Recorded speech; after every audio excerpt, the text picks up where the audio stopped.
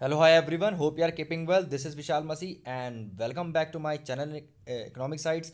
तो आज हम करने वाले हैं बहुत ही इम्पोर्टेंट लेक्चर. ठीक है, I will cover at best 25 MCQs. Okay, and if you want to purchase this book which I am using, the link is in description box. आपको साइंस वर्जन और कॉमर्स वर्जन, कॉमर्स के सारे subjects एक book में मिल जाएंगे. And even if you can also get the science for science also. ठीक है, and you can suggest to your friends also. चलिए, तो ये वीडियो लेक्चर शुरू करने से पहले मैं आपको क्लियर कर दूं कि मैंने ऑलमोस्ट जो है आपका टर्म वन का, सेमेस्टर वन का आईएससी सिलेबस करा दिया है. सिर्फ 2 चैप्टर्स रह गए हैं and I will be very finishing, I will very finish that also very soon. So please do watch that lectures also. उसके बाद आप ये प्रैक्टिस करेंगे वेदर बुक से, वीडियो से, आपको बहुत अच्छे से समझ में आने वाला है. चलिए, तो स्टार्ट करते हैं. ISC semester one examination specimen questions paper one economics. So मैंने एक मॉडल सैम्पल पेपर लिया है इस बुक का. ओके, अनसॉल्व, ताकि आपको एक प्रैक्टिस करा सकूं and you will even get the answers. Okay, after basically back of all the questions. So question one है, what is the formula for calculating marginal utility. कि मार्जिनल यूटिलिटी आपने already पढ़ा है, यूटिलिटी दो तरह की होती है, total utility and marginal utility. तो बेसिकली उसका एक फॉर्मूला क्या होता है, कैसे आप निकालते हैं. ठीक है, तो उसका फॉर्मूला होता है सर आपका D option, that is TUN-TUN-1. थोड़ा सा आपको बता दूं, जैसे मान लीजिए 5, 8, ठीक है, 10. ओके, मान लीजिए टोटल यूटिलिटी है, तो आप मार्जिनल यूटिलिटी कैसे निकालते हैं. ओके, इससे एक प्रीवियस मान ली कुछ नहीं है तो यहाँ पे डैश आ जाएगा. ओके, देन यहाँ पे 3.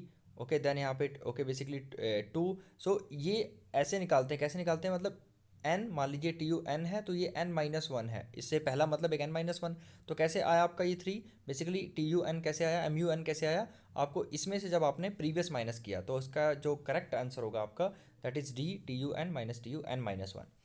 नेक्स्ट क्वेश्चन है कि when the consumer consumes two goods he will be equilibrium. ये आपका कंज्यूमर इक्लिब्रियम का क्वेश्चन है, बहुत इंपॉर्टेंट है ये. ये है आपका मार्जिनल यूटिलिटी एनालिसिस का है, क्वेश्चन है, जिसमें क्या है, consumer equilibrium using two goods की कंडीशंस पूछी गई है कि किस कंडीशन में अगर एक कंज्यूमर दो गुड यूज़ करता है तो वो इक्लिब्रियम में होगा. ठीक है, देखिए पहला वाला तो आपका ये सिंगल कॉमोडिटी का केस है तो ये तो हो नहीं सकता. आप बी वाले में क्या है आपका, जो जिस हिसाब से रेशियो होना चाहिए वैसा नहीं है, तो सी वाला आपका राइट आंसर होगा. क्यों, क्योंकि इसमें क्या है आपका, जो मान लीजिए गुड एक्स है, ठीक है, उसकी मार्जिनल यूटिलिटी को जब उसके प्राइस से डिवाइड कर देंगे आप, MUX/PX, वो इक्वल होना चाहिए वाई कॉमोडिटी के. ठीक है, क्योंकि सिंस इसमें क्या है, टू कॉमोडिटी केस है, तो MUY/PY, तो ये आपका राइट आंसर हो जाएगा सी वाला आपका. ठीक है, नेक्स्ट है आपका थर्ड क्वेश्चन कि what do you notice between price and demand of the given below. कि क्या आपको कैसा रिलेशन देखने को मिल रहा है, ये प्राइस है आपका, ये डिमांड है. मतलब ये रुपीज़ जब 10 इसका प्राइस है तो उसकी डिमांड कितनी है, 20 यूनिट्स. और जैसे ही प्राइस इसका 8 हो जाता है तो डिमांड कितनी हो जाएगी आपकी, 25 यूनिट्स. तो जैसे ही देख रहे हैं कि प्राइस कम हुआ 2 रुपये से, इसकी जो डिमांड है वो बढ़ गई. ओके, +5 से हो गई. तो यहाँ पे किसकी वजह से चेंज आया डिमांड में, प्राइस की वजह से. और जब भी प्राइस की वजह से चेंज आता है तो जो दो चीज़ें हो सकती हैं, या एक्सटेंशन या कॉन्ट्रैक्शन. इंक्रीज और डिक्रीज किस केस में होता है आपको अच्छे से पता है, जब प्राइस का मैटर नहीं करता, जब प्राइस कांस्टेंट होता है. लेकिन यहाँ पर प्राइस कांस्टेंट नहीं है, प्राइस चेंज हो रहा है. तो सिंस ये इंक्रीज कर रहा है, देखिए यहाँ पे डिमांड इंक्रीज कर रही है, तो डेफिनेटली ये क्या होगा आपका, एक्सटेंशन इन डिमांड होगा. ठीक है, okay, next question, that is fourth question. When demand curve is parallel to X axis. चलो मान लेते हैं ये डिमांड कर्व है और ये एक्स एक्सिस से आपका ये डी डी कर्व है. Okay, and this is parallel to X axis. मतलब आपका जो प्राइस है वो सेम रहने वाला है, भले आप ये क्वांटिटी लो, ये क्वांटिटी लो, Q3, कोई भी क्वांटिटी एन तक, तो ये इनफाइनाइट हो जाएगा. इसकी इलास्टिसिटी डेफिनेटली क्या हो जाएगी, इनफाइनाइट हो जाएगी. फिफ्थ क्वेश्चन है आपका, विच of the following given option shows affect the elasticity of demand.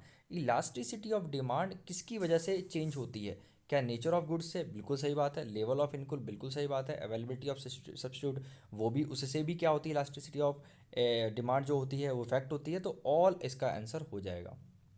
ठीक है, six question, that is what is a nature, just a minute. Okay, six question is what is the nature of the relationship between price and demand in the case of elasticity of demand.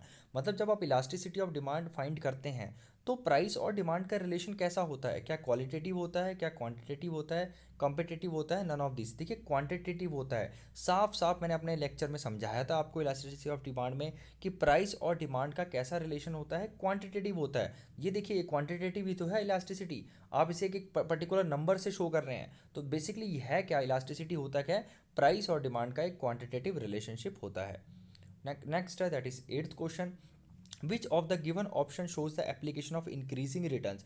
Increasing return का मतलब है जब आपका total product increase करता है increasing rate पे, मतलब अच्छी बात है, प्रोडक्शन इंक्रीज कर रहा है और वो अच्छी रेट पे इंक्रीज कर रहा है। स्पेशलाइजेशन, अगर स्पेशलाइजेशन होगी तब भी इंक्रीज करेगा। एफिशिएंसी ऑफ फैक्टर, जो आप फैक्टर्स यूज कर रहे हैं उसके एफिशिएंट है, yes obviously. Indivisibility of factor, factors indivisible हैं, वेरी गुड, वो भी ठीक है। तो ऑल ऑफ अबव आपका आंसर हो जाएगा। नेक्स्ट है that is ninth question, which supply increases due to the improvement in technology.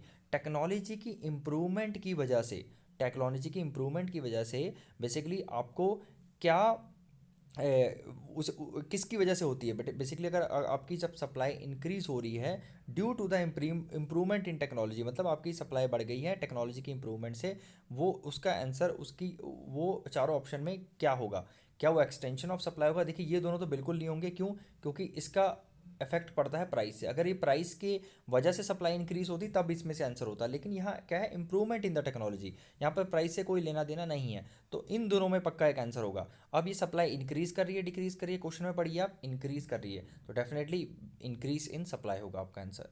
Okay, question number 10 that is a supply of elasticity of supply is a positive because there is direct relation between supply and price, inverse relationship between price and demand and price both A and B। देखिए इसका answer A ही होगा, क्यों, क्योंकि आपको पता है जब price बढ़ता है तो सप्लाई भी बढ़ जाती है और प्राइस कम होता है तो सप्लाई भी कम हो जाती है। और यहाँ बात करें इलास्टिसिटी ऑफ सप्लाई से, तो यहाँ हमें ऑलवेज रिलेशन देखना है प्राइस और सप्लाई का, हमें डिमांड से कोई मतलब नहीं है। तो सिंस ये पॉजिटिव क्यों है, क्योंकि ये डायरेक्ट रिलेशनशिप होता ही है। नेक्स्ट है that is a 11th question, cost of exertion. Okay, cost of exertion, pain and sacrifices. Okay, pain and sacrifices, clear. Okay, cost of exertion, pains and sacrifices is known as opportunity cost, production cost, real cost, explicit cost. देखिए इसे बोलते हैं real cost, ठीक है, जो एक एक producer के सेक्रीफाइस, पेन्स और गेन्स होते हैं, ठीक है, वो जो प्रोडक्शन में एक वो करता है, ठीक है, that is called the real cost. Okay, okay, 12th question, what is the nature of expenditure on raw material, power and labour. मतलब इसका नेचर कैसा है, क्या ये फिक्स्ड है, बिल्कुल नहीं है, फिक्स्ड नहीं होता, ये वेरिएबल है, ठीक है, it is a variable because you changes from time to time. Question number 13 देखिए आप। Okay, what is the correct formula for calculating the TVC. क्या ये है, ये भी ठीक है, ये भी ठीक है, क्योंकि जब इसे आप इधर लेके आ जाएंगे तो टीसी क्या बन जाएगा, टीवीसी प्लस टीएफसी, ये भी ठीक है बिल्कुल। ओके, ये भी सही होता है। क्या ये है, ये भी ठीक है, क्योंकि अगर आप इसे टीवीसी अपॉन क्यू कर दोगे तो वो आपका किसका बन जाएगा, एवरेज वेरिएबल कॉस्ट का फॉर्मूला बन जाएगा, ये भी ठीक है। तो इसका आंसर होगा ऑल अबव, क्योंकि डिफरेंट सिचुएशंस में ये फॉर्मूला बिल्कुल करेक्ट है। 14th क्वेश्चन देखिए, what is the relationship between A R and M R under the perfect competition. बहुत बहुत इंपॉर्टेंट है, परफेक्ट कॉम्पिटिशन में जो आपका रिलेशनशिप है, प्राइस आपका इक्वल होता है किसके, ए आर के, इक्वल टू एम आर, और एम आर भी इक्वल होता है। बेसिकली प्राइस और एवरेज रेवेन्यू तो इक्वल होते ही हैं, प्लस आपका मार्जिनल रेवेन्यू भी इक्वल होता है। तो यहाँ पे तीनों चीज़ें इक्वल होती हैं, price equal to A R equal to M R. तो इसका राइट आंसर होगा आपका average revenue equal to marginal revenue. क्यों, अब ये बोलोगे कि सर ये क्यों सेम होता है, क्योंकि इसमें आप प्राइस चेंज नहीं कर सकते, प्राइस आपका कांस्टेंट रहता है। जब प्राइस किसके बराबर होता है, एवरेज रेवेन्यू के, और जब एवरेज रेवेन्यू फिर जब कांस्टेंट होगा, since you can not change the basically price, तो डेफिनेटली उसका एम आर भी आपका इक्वल आएगा। मैंने लेक्चर में बहुत अच्छे से एक्सप्लेन कर रखा है, आप एक बार वीडियो जरूर देखिएगा। 15th क्वेश्चन है, which of the following statement is true.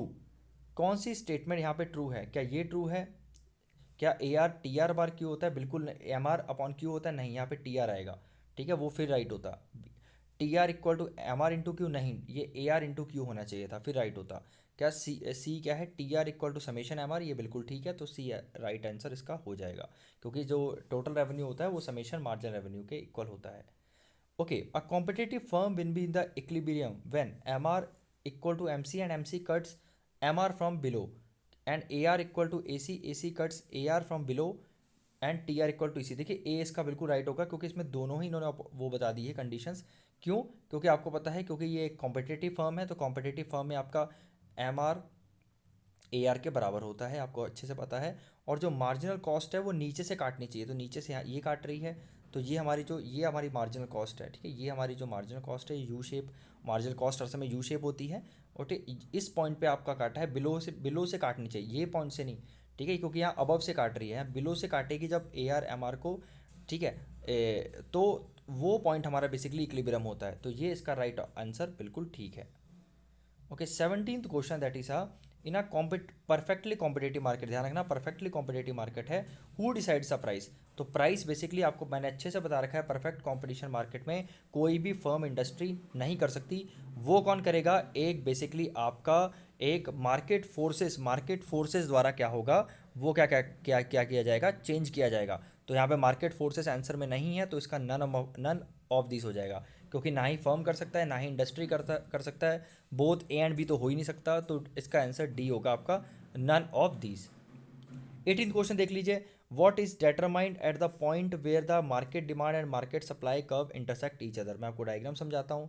मान लीजिए मार्केट डिमांड है और ये मार्केट सप्लाई है, तो यहाँ पे आपका इंटरसेक्ट हो रहा है, ये आपका इक्विलिब्रियम पॉइंट है, ये आपका इक्विलिब्रियम प्राइस बोलते हैं इसको, और ये होती है इक्विलिब्रियम क्वांटिटी। तो एक इक्विलिब्रियम क्वांटिटी पे, मतलब एक इक्विलिब्रियम पॉइंट पे ये दोनों ही चीज़ें होती हैं, तो ये both of these, equilibrium price also and equilibrium quantity also. 19th question देखेंगे हम, what will be the effect upon the equilibrium price when the increase in demand is more than the increase in supply।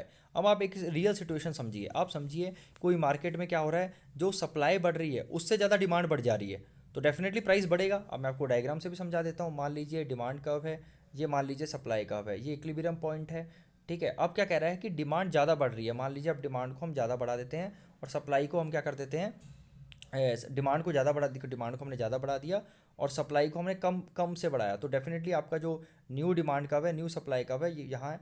तो यहाँ पे आपका intersect नया point आ गया, तो आपने देखा होगा प्राइस बढ़ेगा, क्योंकि पहले ये प्राइस था, प्राइस P1 हो गया, तो प्राइस इंक्रीज हो गया, तो इसका आंसर क्या होगा, प्राइस इक्विलिब्रियम प्राइस राइसेस, ठीक है।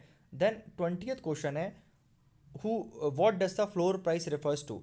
क्या वो कंट्रोल्ड प्राइस होता है, क्या वो मैक्सिमम सीलिंग प्राइस होता है, वो होता है मिनिमम सपोर्ट प्राइस। ध्यान रखिएगा जो फ्लोर प्राइस होता है वो ऑलवेज इक्विलिब्रियम प्राइस के ऊपर सेट किया जाता है, ठीक है, ताकि ये किसको बेनिफिट करे, ये बेनिफिट करे प्रोड्यूसर्स को, ठीक है, बेनिफिट प्रोड्यूसर्स को। और ये जो मैक्सिमम सीलिंग प्राइस है ये किसको बेनिफिट करता है, ये करता है आपका कंज्यूमर्स को, ठीक है। और इसको below the equilibrium price set किया जाता है, ध्यान रखिएगा।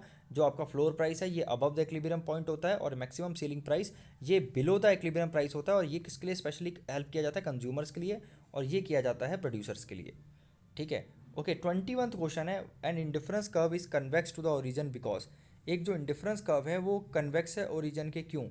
क्योंकि वो इंक्रीजिंग एम आर एस है, बिल्कुल देखिए एम आर एस कभी भी इंक्रीज नहीं करता, पहली बात तो अगर करेगा तो वो फिर इंडिफरेंस कर्व को प्रॉपरली सेटिस्फाई नहीं करेगा, लॉ ऑफ डीएमयू का कोई मतलब नहीं है, कांस्टेंट को बिल्कुल लेंगे, तो इसका होगा आपका डिमिनिशिंग एम आर एस। देखिए मैं आपको समझाता हूँ, ये आपका आईसी कब होता है। एम आर एस क्या होता है, एम आर एस होता है वो रेशियो जिसमें आप गुड एक्स को इंक्रीज़ करते हो, गुड वाई को डिक्रीज़ करते हो। तो जैसे जैसे आप क्या करोगे, एक्स को इंक्रीज़ करते जाओगे, अब वाई को कम से कम सेक्रीफाइस, पहले ज़्यादा सेक्रीफाइस करोगे फिर कम कम कम, तो जैसे जैसे आप इसका बढ़ाते जाओगे प्रोडक्शन, इसका कम करते जाओगे।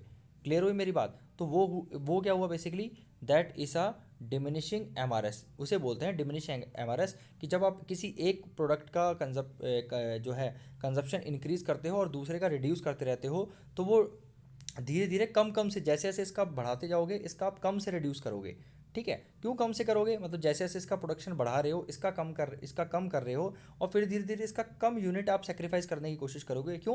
क्योंकि बेसिकली आप एक्स से बोर हो रहे हो, ठीक है। फिर तभी आप क्या करोगे, वाई का जो है कम सेक्रीफाइस करने की कोशिश करोगे, which is called the diminishing M R S. Then 22 question is, AVC and AC curves cannot intersect each other because. क्या इसका की जो AC कर्व है, देखिए मैं बता देता हूँ आपको, ये आपका AVC कर्व है, ठीक है, और AC कर्व हर समय इसके ऊपर होता है, ठीक है, ऐसे होता है AC कर्व। ओके, तो क्या ये आपस में दोनों टच क्यों नहीं करते? देखिए इसलिए टच नहीं करते क्योंकि उसमें एक फिक्स्ड कॉस्ट होता है, फिक्स्ड कॉस्ट होता है जो TFC होता है हमारा, ठीक है। अगर इसे आप Q से डिवाइड कर देंगे तो आपका AFC आ जाएगा, ठीक है। तो ए एफ सी हमारा कभी भी ज़ीरो नहीं होता, तो इन दोनों के बीच में एक जो गैप होता है वो ए एफ सी ही होता है। तो ए एफ सी कभी ज़ीरो हो सकता है? बिल्कुल नहीं हो सकता। तो जब ए एफ सी कभी ज़ीरो नहीं हो सकता तो दोनों ये टच करेंगी? बिल्कुल टच नहीं करेंगी। ठीक है, they will not touch, they will definitely not touch. Okay, they will definitely not touch. अब ए एफ सी ज़ीरो क्यों नहीं होता? क्योंकि हमारा टी एफ सी में 100% कोई ना कोई वैल्यू होगी, वो कांस्टेंट होगा। भले उसे कोई भी नंबर से डिवाइड कर दो, भले ही टी एफ सी छोटा हो क्यू से, तब भी आपका डेसिमल में तो आएगा ही आएगा, मतलब जीरो तो नहीं आएगा। तो आपका कभी भी ए एफ सी जीरो नहीं हो सकता। क्यों? क्योंकि आपका टी एफ सी कॉन्स्टेंट है, और जब टी एफ सी आपका कॉन्स्टेंट है तो ए एफ सी जीरो नहीं हो सकता, तो ये दोनों मीट नहीं कर सकते।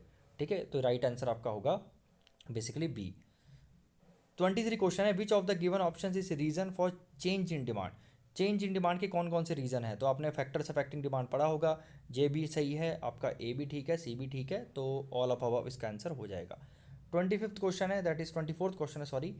Which is the basic reason for the operation of diminishing returns. मतलब आपके जो रिटर्न्स है वो डिमिनिश हो रहे हैं, टोटल प्रोडक्शन इंक्रीज तो कर रहा है बट डिक्रीजिंग रेट पे इंक्रीज कर रहा है। तो इसके रीजंस क्या हो सकते हैं? स्कैरसिटी ऑफ फैक्टर्स भी हो सकते हैं, इम्परफेक्ट सब्सटीट्यूशन हो रहा है बिटवीन द फैक्टर्स, वो भी ठीक है, बोथ ए एंड बी। ठीक है, तो ये दोनों ही ठीक है, तो नन ऑफ दी तो होगा नहीं, तो आपका आंसर होगा सी। 25th क्वेश्चन है आपका, that is a what is a reason for the U shape of the short run cost curves. Short run cost curve की जो यू शेप होते हैं, देखिए यू शेप एवरेज कॉस्ट कौन से होते हैं? ए सी भी यू शेप होता है, ए बी सी भी यू शेप होता है ना, ये सब यू शेप होते हैं। इवन मार्जिनल कॉस्ट भी यू शेप होता है, मार्जिनल कॉस्ट भी यू शेप होता है। ठीक है, तो बेसिकली ये यू शेप क्यों होते हैं, ये इसका रीज़न पूछ रहा है। तो इसका आंसर है law of variable proportion. Very very important question मैं बता रहा हूँ। ओके, ये जरूर आप ध्यान में रखिएगा कि जो शॉर्ट रन एवरेज कॉस्ट हैं वो यू शेप क्यों होते हैं? वो होते हैं आपके due to the law of variable proportion. Okay, due to the law of variable proportion. So fine, I hope आपको ये लेक्चर पसंद आया होगा। ठीक है, अगर आपको कोई भी इस क्वेश्चन में आपको डिफिकल्टी है समझने में, तो आप मुझे इंस्टाग्राम पे फॉलो कर सकते हैं, @masi_विशाल, मसी_विशाल। मैं उसका जो है डिस्क्रिप्शन बॉक्स में इस बुक का लिंक भी दे दूंगा आपको। प्लस आपको मैं बेसिकली ये आपका अपना टेलीग्राम का चैनल का बेसिकली आईडी भी बता दूंगा। And plus even you can WhatsApp me, my WhatsApp number is 7060679807। And please to share with your friends this, please help others also. Okay, इस पेंडेमिक टाइम में कोशिश करिए जितना ज़्यादा से ज़्यादा आप हेल्प करिए, इस वीडियो को ज़्यादा से ज़्यादा शेयर करिए। Please to comment and please do like this video. So thank you so much, God bless you, and please visit my channels playlist. Okay, मैंने बहुत सारे लेक्चर्स प्रिपेयर कर दिए हैं, ऑलमोस्ट मैंने टर्म 1 कंप्लीट कर दिया है, मेरे 2 चैप्टर्स रह गए हैं, and I will soon complete very soon. तो आप प्ले लिस्ट में जाके, मैंने चैप्टर वाइज प्ले लिस्ट बना रखी है, प्लीज़ जाके ज़रूर, बहुत डीपली एक्सप्लेन कर रखा है मैंने आपको। अगर वो आपको समझ में आ गया तो ये क्वेश्चंस आप आराम से कर सकते हैं। सो thank you so much, God bless you again.